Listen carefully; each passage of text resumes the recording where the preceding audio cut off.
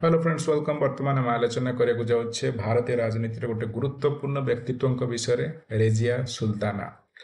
ए भिडियोटी आमर mainly UPSC और OPSC civil services exam helpful हम आ छड़ा आम ओडब्ल्यूएससी ओट्रिपलएससी ओएवी एसएसपी जो थी भी आमर हिस्ट्री क्वेश्चन आस जीके क्वेश्चन आस जीएस क्वेश्चन आसपाई हेल्पफुल हम। तो देरी नक भिडियोटी स्टार्ट करवा कि पूर्व गोटे रिक्वेस्ट जदि आपने चैनल को सब्सक्राइब करना then please subscribe to this channel like this video comment करके हमको एनकरेज करेंगे कमेंट रे हमको फीडबैक भी दे पारे जे आउ कौन सुधार आवश्यकता अच्छी वीडियो मानक बेल आइकन को क्लिक करके नेक्स्ट अपडेट्स पाइपर। तो स्टार्ट करवा दिल्लीर इतिहास धूलिपूर्ण पृष्ठा आम अनेक पढ़ीचे राजा मैंने से राजनीति करते हाण काट होते सिंहासन पाई किंतु जब भी आम राणी मान विषय पढ़ीचे से आम जहाँ भी जाचे जे राणी मैंने विलास बेसन समय अतिबाहित करते कौन सब चलता धंदा ता भितर पेटीकोट पॉलिटिक्स चलता किंतु दिल्लीर इतिहास एमती जड़े महिला आविर्भाव होते जे परंपरार समस्त शिकुड़ी भांगी देते रेजिया सुल्ताना केवल एक नाम नुहे बरम एक झड़ एमती जड़े सुल्तान जे कि पुरुष मानक उद्दिष्ट सिंहासन में बसवाक साहस करते कलम परी निर्भीक भाव में खंडा चलते जो जुगरे महिला मान स्वर को दमन करा जाउथिला सेही जुगरे जन्म नहीं भी रेजिया क्षमतार कॉरिडोर रे दिल्ली परी क्षमता केन्द्र रे निजर प्रतिध्वनि शुणेबार सक्षम होते।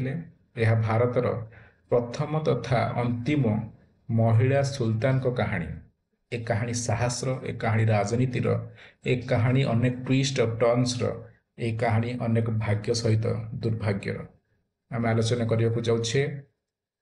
रेजिया सुल्तान को विषय जार टाइटल रही नायिकार ना रेजिया सुल्तान इल्तुतमिश दिल्लीर इतिहास स्वर्णिम पृष्ठारे तांकर अनेक वर्णना रही कारण भारत अनेक दूर से जन्मग्रहण करी बुखार बजार रे दास भाव में बिक्री हुई से भाग्यर सीमा को अमान्य करी दिल्ली सुल्तानातर सबुठ शक्तिशाली शासक हो पारथिले। इल्तुतमिश जड़े ज्ञानी प्रशासक थिले जड़े निर्भीक योद्धा थिले एवं दास वंशर प्रकृत प्रतिष्ठाता थिले। से कुतुब मीनार कार्य समाप्त करथिले जाहाकू तांको राजत्वर एक चिरंतन प्रतीक भाव आम कहीपर। इल्तुतमिश दिल्ली को एक दृढ़ स्थिर साम्राज्य परिणत कर तथापि रोते सब चिंतित चिंतार कारण थिला उत्तराधिकारी चयन को लेकर गुड़ाए पुओ थिले अनेक पुओ छोट थिले किछि अयोग्य थिले किंबा शासन क्षेत्र में कहार सेमिति रुचि भी नथिला पाखरे शेष आशार किरण थिला झियो रेजिया। रेजियार मन थिला तीक्ष्ण कार्य से निर्भीक तो ताकू जिते दिल्लीर शासन संभाल को दि जाइथिला से प्रमाण करते से राजधानी को ठीक भाव चल पारुछंती। परंपरा अनुसार तत्कालीन परंपरा अनुसार महिला शासन करें ना किंतु इल्तुतमिश जानिथिले जे शासन करिवार क्षमता तांको पिला छुआक भितर केवल रेजिया पाखे ही अच्छी आउ कौनसी रेजियार भाई मान पाखे नाही। किंतु जो स्टेक होल्डर थिले जो मुल्ला माने थिले जो प्रभावशाली गोष्ठी माने थिले तांको द्वारा यहाँ हजम हो नुथला जे गोटे महिला दिल्ली रे बसिकी सिंहासन में शासन करिबो। आम जानिबा जे एही समयर वर्णन विषय कौन कौटी मेंशन रही ये जो समय कथा आम कहूचे तार अनेक आमर सोर्स अच्छी जमीती कि मिनहजी सिराज जो 1260 लिखी तबाकत इ नासिरी से दिल्ली सुल्तान प्रारंभिक इतिहास विशेषकर इल्तुतमिश और रेजिया संपर्क में अनेक वर्णना कर छड़ा जियाउद्दीन बरानीकर तारिकी फिरोज शाही एवं फतवा इ जहांगीर अनेक कथा आमको कहे एवं मरक्कोर जो परिव्राजक आसते इबन बतुता जे कि बेस किसी दिन दिल्ली रे जज भाव में काम करते पाखरे भी आम किटा सोर्स ऑफ इंफॉर्मेशन पाउछे। तो यही सबू आमर इनफॉरमेशन सोर्स अच्छी जो थ्रू आम दिल्ली अनेक विषय अनेक कथा विषय जानवा पाउछे विशेषकर आमर मोहम्मद बिन तुगलक दरबार विषय जहाँ लिखिं मरक्कन परिव्राजक इबन बतुता से पूरा प्रत्यक्ष अंतर्दृष्टि प्रदान कर दिल्ली सुल्तानत विषय। तो जिते बड़े इल्तुतमिश वृद्धावस्था को आसिले ସେତେବେଳେ ତାଙ୍କର ଯେଉଁ କୋଟେରୀ ଥିଲା, ତାଙ୍କର ଯେଉଁ ପ୍ରଭାବଶାଳୀ ନୋବେଲ ମାନଙ୍କ ଗୋଷ୍ଠୀ ଥିଲା, ସେମାନେ ତାଙ୍କୁ ପଚାରିବାକୁ ଲାଗିଲେ, ଯାହାକୁ ଆମେ ଚହଲଗାନି କହୁଛେ, ତର୍କିଶ ନୋବେଲ ମାନେ, ତୁର୍କୀ ଅରିଜିନାଲ ନୋବେଲ ମାନେ, ସେମାନେ ପଚାରିବାକୁ ଲାଗିଲେ ଯେ କୋଉ ପୁଅକୁ ଆପଣ ନିଜର ସିଂହାସନ ଦେବାକୁ ଚାହୁଁଛନ୍ତି। କିନ୍ତୁ ଇଲତୁତମିଶ ମନେ ମନେ ଡିସାଇଡ୍ କରି ହିଁ ସାରିଥିଲେ ଯେ ତାଙ୍କ ସନ୍ତାନମାନଙ୍କ ମଧ୍ୟରେ ଯୋଗ୍ୟତମ କିଏ, ତାକୁ ହିଁ ସେ ଦେବାକୁ ଚାହୁଁଥିଲେ ଦିଲ୍ଲୀର ସିଂହାସନ। କିନ୍ତୁ ଯେତେବେଳେ ଇଲତୁତମିଶଙ୍କ ମୃତ୍ୟୁ ହେଲା 1236ରେ, ସେତେବେଳେ ନୋବେଲ ମାନଙ୍କର ପ୍ରଭାବ ଯୋଗୁଁ, ତାଙ୍କର ବିରୋଧ ଯୋଗୁଁ ରେଜିଆଙ୍କୁ ସିଂହାସନ ମିଳିପାରି ନଥିଲା। ଯଦିଓ ପ୍ରକାଶ୍ୟରେ ସେ କହିଦେଇଥିଲେ, ଇଲତୁତମିଶ କହିଦେଇଥିଲେ ଯେ ରେଜିଆ ମୋର ଉତ୍ତରାଧିକାରୀ, କିନ୍ତୁ ନୋବେଲ ମାନଙ୍କ ଚକ୍ରାନ୍ତ ଫଳରେ ରେଜିଆ ଦିଲ୍ଲୀର ସିଂହାସନ ପାଇପାରି ନଥିଲେ। ପରେ କ'ଣ ହେଲା ନା, ଇଲତୁତମିଶଙ୍କର ଯେଉଁ ପୁତ୍ର ଥିଲା ରୁକୁଦ୍ଦିନ ଫିରୋଜ, ତାକୁ ହିଁ ଦିଲ୍ଲୀର ସିଂହାସନ ମିଳିଗଲା। ରୁକୁଦ୍ଦିନ ଫିରୋଜ ଗୋଟେ ନିହାତି ଅୟସ କରୁଥିବା ଲୋକ ଥିଲେ, ବିହେଭିୟର ଠିକ ନଥିଲା, ମଦ ପିଇ ଦେଇକି ପଳାଉଥିଲେ ଦିଲ୍ଲୀର ବଜାରକୁ, ସେଠି ହାତୀ ପିଠିରେ ବସିକିରି 2 ହାତରେ ମୁଠା ମୁଠା ସ୍ୱର୍ଣ୍ଣ ମୋହର ଲୋକମାନଙ୍କ ଉପରୁ ଫୋପାଡୁଥିଲେ। ଲୋକମାନେ 2 ପଟେ କାମୁଡ଼ା ଆମ୍ପୁଡ଼ା ହେଇକି ସ୍ୱର୍ଣ୍ଣ ମୋହର ଗୁଡ଼ିକୁ ଗୋଟଉଥିଲେ, ସବୁବେଳେ ମଦ ପିଇକିରି ବୁଡ଼ି ରହୁଥିଲେ ନିଶାରେ। ତ ଅଟୋମେଟିକାଲି ରାଜ୍ୟର ସବୁକିଛି, ସାମ୍ରାଜ୍ୟର ସବୁକିଛି ବୁଝାବୁଝି କରିବା ଦାୟିତ୍ୱ ଆସି ପଡ଼ିଗଲା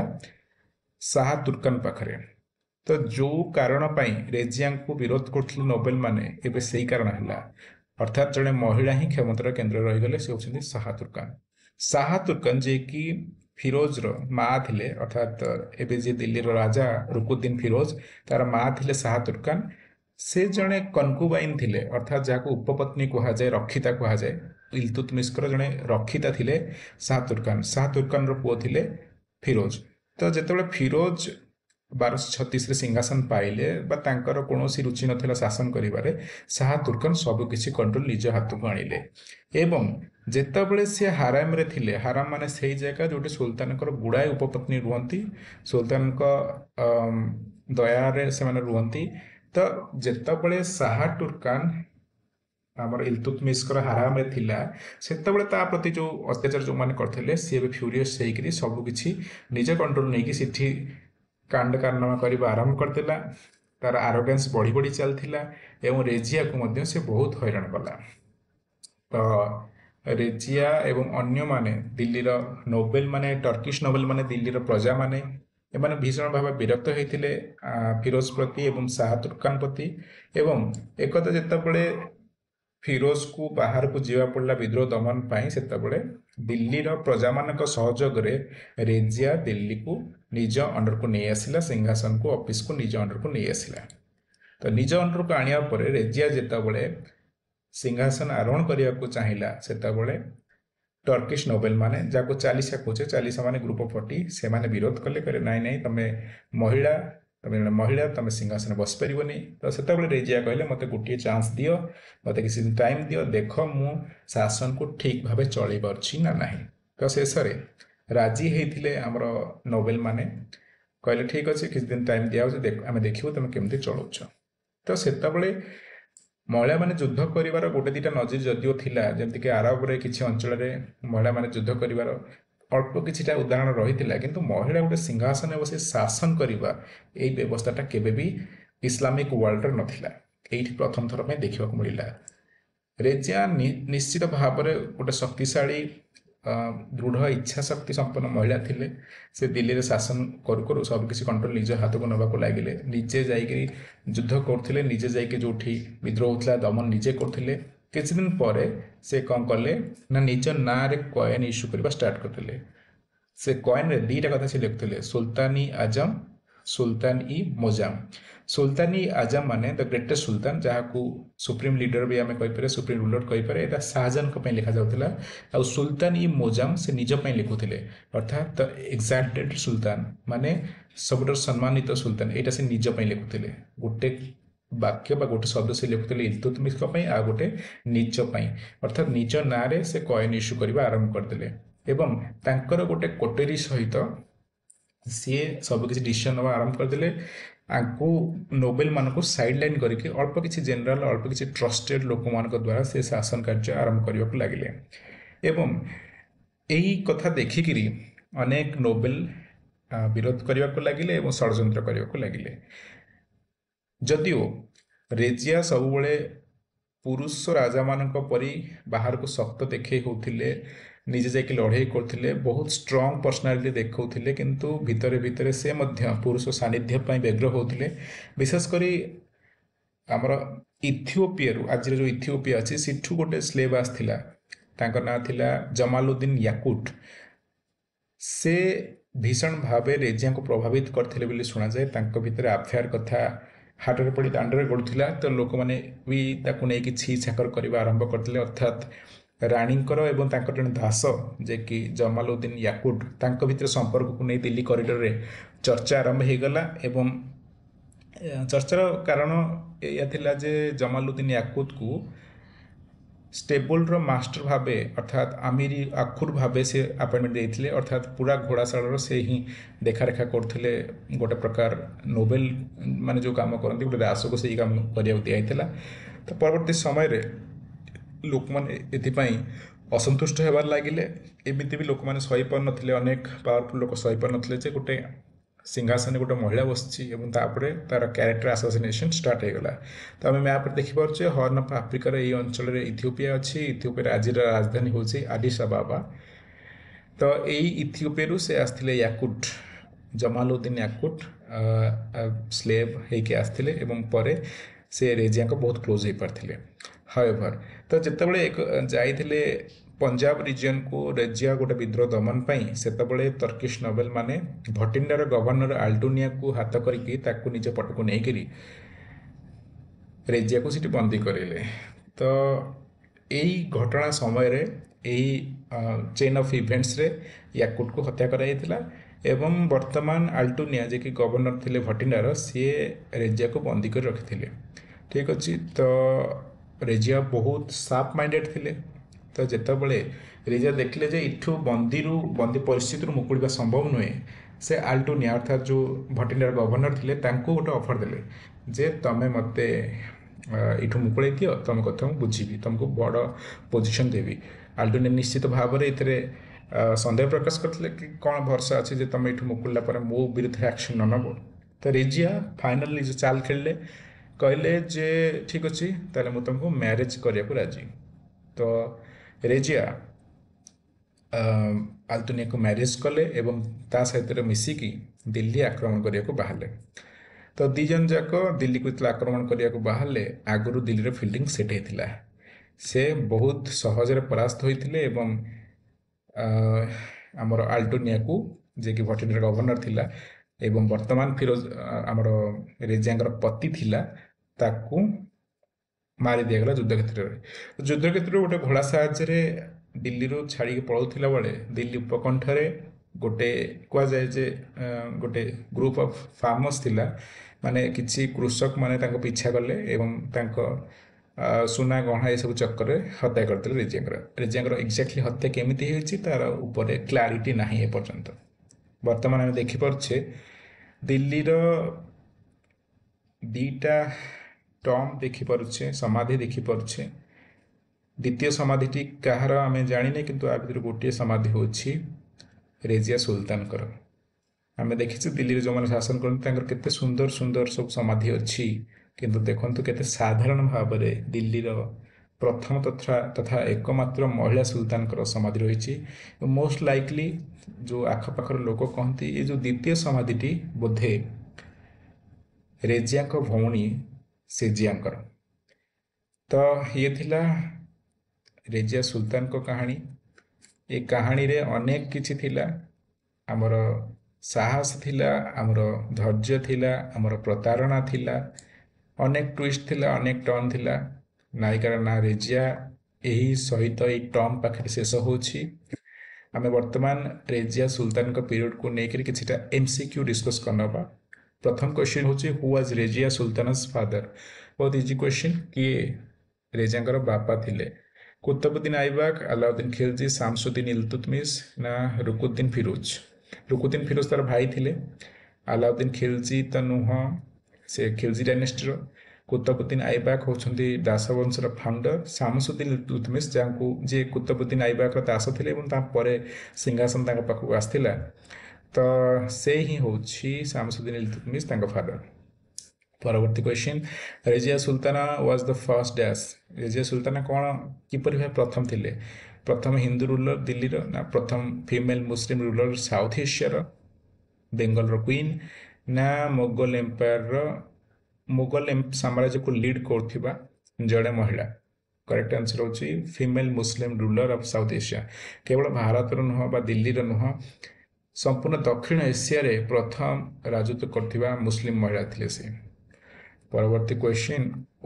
what year did Razia Sultana ascended the throne को मसीह राजगादी मिला राजगादी मिलता 1229 ना 36 ना 40 ना 11 करेक्ट आंसर 1236 जो वर्ष इल्तुतमिश को मृत्यु है मृत्यु पर फिरोज को मिलगला गादी किंतु फिरोज चल पारानी फिरोज पर से वर्ष ही कई मास 5-6 मास खंडे बोधे शासन कर फिरोज तापर पुणी थे सिंहासन फेरी आसला आमर रेजिया पाखक। परवर्ती question Razia Sultana was deposed by कहा किए ताको हटे देथिले पावर ता बापा ना मंगोल इन्वेडर्स ना नोबेल माने ना British correct answer is group of nobles. Next question who did Razia Sultana marry Razia Sultana कहा को विवाह करथिले जमालुद्दीन याकुट ना मालिक अल्टोनिया ना मुइजुद्दीन बाराम ना Nasiruddin Mohammad correct answer is हमरो मालिक अल्टोनिया जदियो कह जाए जमालुद्दीन याकुट जे कि जने इथियोपियन स्लेव थिले सहित प्रेम संपर्क थिला किंतु से मैरेज करथिले भटिंडार तत्कालीन गवर्नर मालिक अल्टोनिया को जे कि परवर्ती समय लड़ाई करके दिल्ली में मृत्युवरण करथिले। परवर्ती question what was the main reason for opposition to Razia's rule Razia rule को कहीं विरोध करा जाउथिला तार रिलीजियस बिलीफ पाई ना तार इकोनॉमिक पॉलिसी पाई ना तार जेंडर असर्टिवनेस पाई ना मिलिटरी फेल्योर पाई करेक्ट आंसर है हर जेंडर एंड असर्टिवनेस तार एक तो से महिला था लोक मान पसंद हो गोटे महिला केमती शासन कर आसर्टिवनेस से सबकि कंट्रोल निज हाथ में रखुले कैपेबल थे से रखा चेष्टा करते। परवर्ती question where is Razia Sultana believe to be buried कोटी कबर दिखाई विश्वास करा जाए लाहौर काठियाल ना दिल्ली नियर तुर्कमान गेट ना आग्रा करेक्ट आंसर है दिल्ली नियर तुर्कमान गेट आम से समाधिटा देखुले पिक्चर से विश्वास करा जाए जे सेठी कवर दिया जाए। Last question of today what title did Razia Sultana adopt Razia Sultana निजको को टाइटल देथिले को उपाधि